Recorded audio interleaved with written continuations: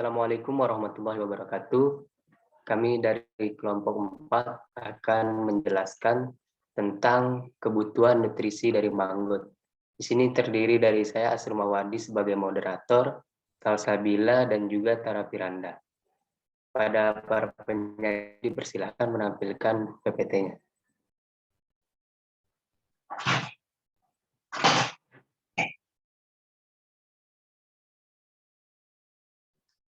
Baik, untuk menghemat waktu, dipersilahkan kepada para penyaji untuk mempresentasikan hasil diskusinya.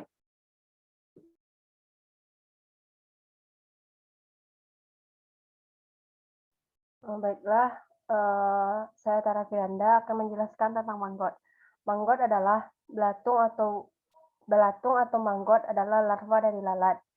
Tempayan ini bisa ditemukan pada barang-barang yang membusuk seperti bangkai, buah, atau sayur-sayuran yang rusak. Beberapa jenis belatung seperti belatung lalat buah bersifat merugikan. Namun pada umumnya belatung berguna secara ekologis dalam proses dekomposisi bahan-bahan organik. Belatung-belatung jenis tertentu memiliki kegunaan yang khas. Manggot atau larva dari lalat black soldier flea merupakan salah satu alternatif pakan yang memenuhi persyaratan sebagai sumber protein. Lalat-lalat tentara hitam merupakan ordo Dipetra yang ciri fisiknya memiliki mirip dengan tawon. Penyebaran lalat tentara hitam yaitu di sebagian besar Amerika Serikat dan Eropa.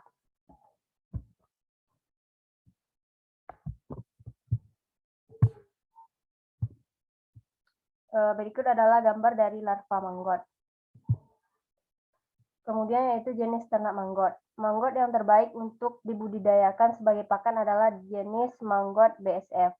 BSF ini adalah lalat atau Diptera yang berasal dari keluarga Stratiomidae dan berasal dari daerah subtropis dan tropis.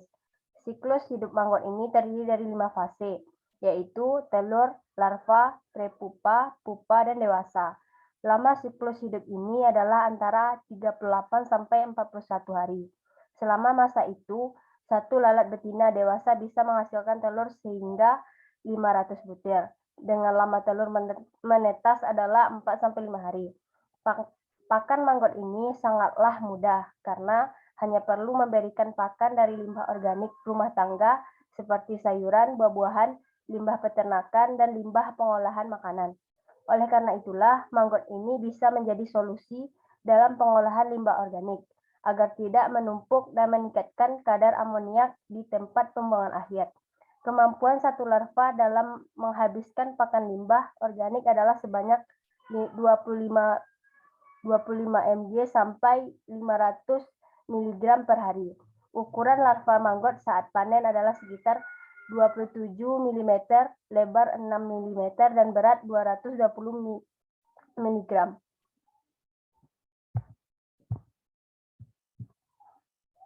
Black-soldier flea memiliki warna hitam pada bagian segmen berasal abdomennya memiliki warna transparan, sehingga agak mirip abdomen lebah. Lalat ini memiliki panjang berkisaran antara 15 hingga 20 mm, serta memiliki waktu hidup 5 hingga 8 hari. Lalat dewasa tidak mempunyai mulut yang berfungsi semestinya, sebab lalat dewasa beraktivitas hanya untuk kawin serta berkembang biak selama hidupnya. Ketika lalat dewasa berkembang dari pupa, keadaan sayapnya masih melipat, selanjutnya mulai mengembang dan dengan sempurna sampai bagian torak tertutupi.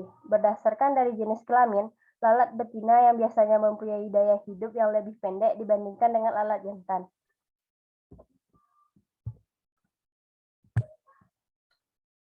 Perkembangbiakan ternak manggot. Perkawinan lalat BSF dewasa pada proses budidaya lalat yang keluar kemudian diambil dari kandang gelap. Ini dilakukan dengan menautkan antara kandang gelap dengan terowongan yang terang, serta tergantung pada media yang bisa dipindahkan. Sebab pada tempat tersebut terjadilah perkawinan. Penerangan yang dipasangkan di penghujung terowongan akan membuat lalat tertarik untuk terbang dari kandang gelap menuju kandang kawin. Di dalam kandang kawin dilengkapi dengan kain basah untuk mengantisipasi supaya lalat tidak kurang kelembapannya. Tahap perkembangan telur di bawah stereomikroskop, lalat BSF menempatkan telurnya pada media substrat organik, baik pada tumbuh-tumbuhan ataupun hewan yang telah busuk seperti buah, sayuran, dan kotoran hewan. Telur BSF melalui masa inkubasi sepanjang 72 jam. Perubahan yang bisa dilihat di bawah mikroskop stereo diantaranya yang pertama yaitu telur yang baru diletakkan. Yang kedua, dalam waktu 24 jam sudah terjadi embriogenesis yang bisa dilihat meliputi segmentasi bakal tubuh manggot. Yang ketiga, dalam waktu 48 jam bentuk tubuh manggot mulai tampak jelas. Adanya bintik mata merah serta area mulut yang mulai berpigmen. Yang keempat, dalam waktu 72 jam terlihat bagian yang lebih jelas seperti saluran spirakel yang memanjang dari lateral spirakel mengarah ke posterior manggot BSF dan bintik mata serta bagian mulut yang tampak makin jelas serta tampak pula pergerakan tubuh embrio.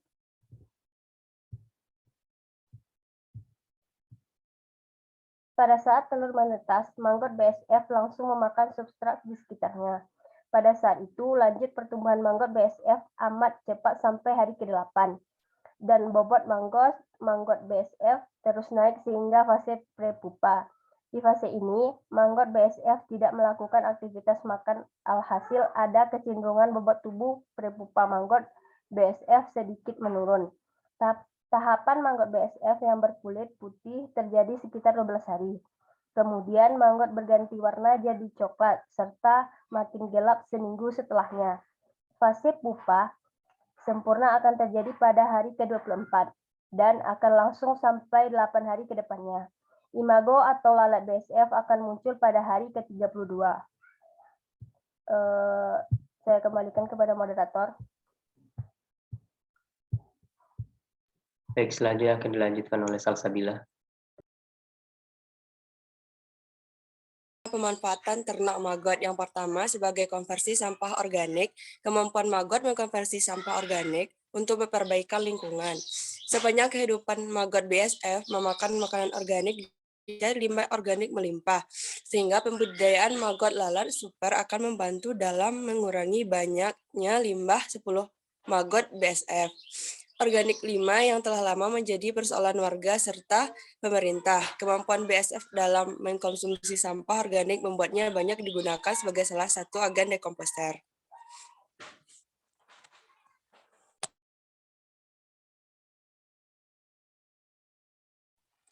Yang kedua, digunakan untuk pakan super penuh nutrisi. Selain bisa mengurangi banyaknya sampah di sekeliling, maggot BSF pun bisa digunakan untuk pakan ternak seperti ayam, bebek, burung puyuh, dan burung kicau. Tidak hanya untuk pakan ternak saja, maggot juga dapat digunakan sebagai pakan ikan dan udang. Terlebih jenis pakan ternak satu ini makin besar peminatnya. Selanjutnya yaitu kebutuhan nutrisi ternak maggot. Maggot BSF bisa mengkonsumsi beraneka ragam variasi makanan dengan rasa yang berbeda dan bisa diberikan bermacam-macam campuran makanan, antara lain yaitu limbah dapur, buah-buahan, sayur mayur, limbah ikan, dan kotoran hewan. Perbedaan pakan bisa berpengaruh terhadap proses perkembangan maggot BSF dan kandungan proteinnya, sehingga diperlukan perumusan yang tepat dalam pemberian pakan terhadap maggot BSF. Umumnya, karakteristik pakan yang efektif diberikan kepada maggot ialah menurut Dormans et al. Tahun 2017, yaitu yang pertama, sumber pakan mesti cukup lembab dengan kandungan air sekitar 60-90%. Yang kedua, bahan yang tinggi kandungan protein serta karbohidratnya akan menghasilkan pertumbuhan yang baik bagi maggot BSF. Yang ketiga, karena maggot BSF tidak mempunyai mulut untuk mengunyah makanan, maka penyerapan nutrisi oleh maggot BSF akan lebih mudah bisa disubstrat berupa potong-potongan kecil, apalagi berbentuk seperti bubur.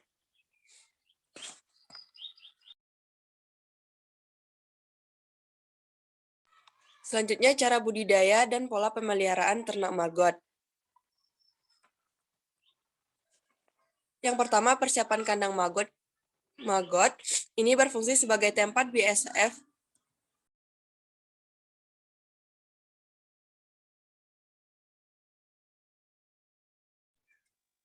kawin, dan memproduksi telur hingga penetasan.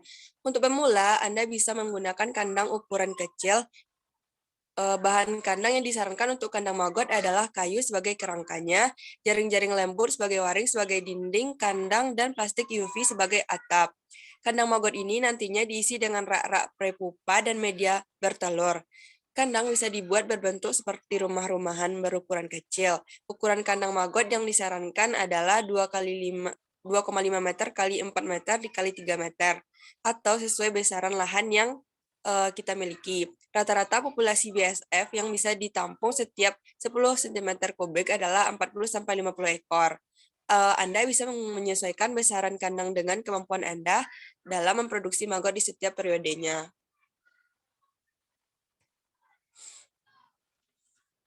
Yang kedua, pembuatan media ternak maggot. Media ternak maggot cukup beragam dan bisa didapatkan secara gratis. Bisa menggunakan bekatul yang kering ataupun limbah rumah tangga yang telah busuk, seperti buah-buahan atau sayur-sayuran. Bekatul ini baik digunakan sebagai media ternak maggot karena teksturnya kering dan mudah didapatkan. Bisa juga mengkombinasikan bekatul dengan sayur dan buah, dan dengan presentasi yang disesuaikan dengan jenis sayur atau buahnya. Jika sayuran yang digunakan banyak mengandung air, maka persentase bekatul disarankan lebih banyak. Baik, saya akan melanjutkan, yaitu cara ternak lalat BSF. Nah, aktivitas BSF itu bermula dari pukul 8.30 sampai 11.30. BSF bisa mulai kawin pada hari ketiga. Suhu optimalnya biasanya itu antara 27 Celcius sampai 38 derajat Celcius. Nah, BSF bisa mulai bertelur saat berumur 3 hari setelah kawin.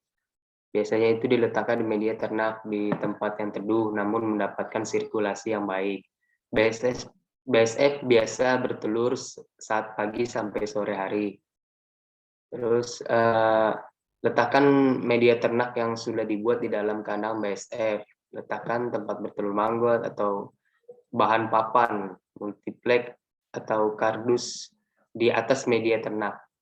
Ambil telur maggot yang sudah berumur 2 hari di tempat bertelur. Setelah mengambil telur tersebut, selanjutnya dilanjutkan ke penetasan telur. Nah, habis itu penetasan telur larva maggot. Isi box yang berukuran 15 cm kali 20 cm dengan media ternak. Pindahkan telur yang terletak di tempat telur, papan, multiplex atau kardus ke box penetasan. Pantau suhu agar tidak terlalu tinggi atau rendah. Telur akan menetas setelah berumur 2-4 hari. Larva maggot yang berumur 6 hari dipindahkan ke biopon. Ini ada yang namanya bioreaktor, itu tempat larva memproses limbah organiknya. Next. Nah, setelah menetas, maka langkah selanjutnya adalah memindahkan maggot ke biopon dan melakukan perawatan dengan cara berikut. Siapkan media ternak yang sudah dijelaskan pada poin tadi di atas, terus larva yang sudah berumur 6 hari dipindahkan ke biopon yang berisi media ternak. Pada tebar di setiap M2-nya adalah 8-10 kilo maggot. Terus buat biopon dengan ukuran yang disesuaikan dengan kapasitas maggot yang diternakkan. Selanjutnya untuk perawatan maggot, selalu berikan pakan setiap hari. 6 itu pakan yang dibutuhkan untuk maggot yang berjumlah 8-10 kilo adalah lebih dari 7 kilo sehari. Selain itu, untuk mempertimbangkan jumlah maggot yang dibesarkan, kapasitas pakan juga harus menjadi perhitungan agar nantinya maggot tidak kekurangan pakan. Lalu diberikan pakan maggot berumur 25 hari atau sebelum menjadi pupa. Mulai dari nasi, ampas kelapa, limbah tahu, limbah pakan pada daunan, daging, limbah jeroan, ikan, limbah peternakan, limbah restoran atau hotel. Ini bisa sayur matang, gorengan, atau sisa-sisa makanan. Nah, ampas kelapa itu sangat baik untuk diberikan sebagai pakan maggot sekaligus media ternak agar kandungan air tidak berlebihan dan menjadi media remah. Ini dikarenakan ampas kelapa yang bersifat menyerap air dan menimbulkan panas. Limbah daun berupa dedaunan, tomat, dan jeruk tidak disarankan diberikan sebagai pakan dalam jumlah terlalu banyak, karena tidak begitu disukai oleh manggot. Selain itu, limbah daun ini juga mudah mengeluarkan bau busuk dan mengalami pembusukan. Limbah sisa daging dan jeroan ikan banyak dihasilkan oleh pasar dalam jumlah besar. Kita bisa memberikan pakan jenis ini, namun jangan terlalu banyak juga agar tidak tersisa dan membusuk, sehingga tidak ada aroma busuk yang menyengat dan mengundang lalat hijau. Limbah selanjutnya itu ada limbah peternakan, umumnya mengeluarkan aroma busuk di hari pertama diberikan. Namun setelah beberapa hari, limbah Kobe ini tidak menyebabkan aroma busuk.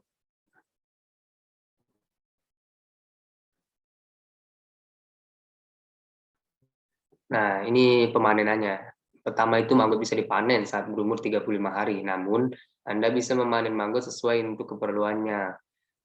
Selain dijual basah, manggut juga bisa dijual dalam bentuk kering. Cara membuat manggut kering dapat dilakukan dengan melakukan pengovenan. Setelah dikeringkan, manggut Anda bisa dikemas dan dipasarkan ke seluruh wilayah. Itu contoh manggut yang sudah bisa dipanen. Terima kasih. Saya rasa sekian dari kelompok 4, kurang lebihnya mohon maaf. Assalamualaikum warahmatullahi wabarakatuh.